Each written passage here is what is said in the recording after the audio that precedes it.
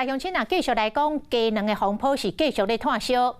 农业部长陈吉仲伫昨日传出着清时核准的传闻了后，就找无人，一直到早起总算出现了。伊到立法院找民进党团的总调郭建明来讨论着鸡卵的议题。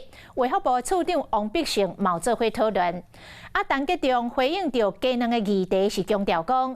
进口卵的政策是正确的，也毋过因为有真侪不实的攻击，造成整个社会混淆。伊愿意为这个部分来道歉。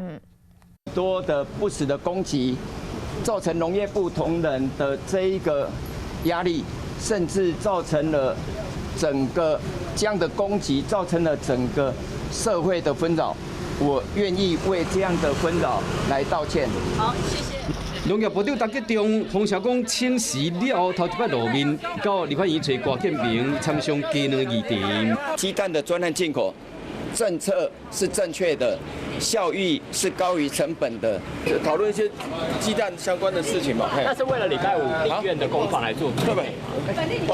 不好意思，我要出去买高铁。卫福部处长王必胜嘛来开会，想要将进口卵的争议讲个清楚，尤其互人批评讲密起来陈吉仲9月16记者会开煞，无论是非洲地这记者会，还是党团的报告拢取消。9月77了后，针对进口卵的争议，差不多拢是由政府处长陈俊贵代替说明。在这边要特别跟大家说明，影响鸡蛋保存期限最重要的还是从包装厂集货到运输过程中的一个冷链的一个条件。为桥水合约到鸡卵喷膜拍要几十支影片做回应，未须变成农业部的发言人。因为今日本来有2场公开活动，嘛伫早起临时取消。政司那边不知道为什么今天是取消。对，那我会代表农业部来参与，部里面有部里面的长官，他会看他的行程啊。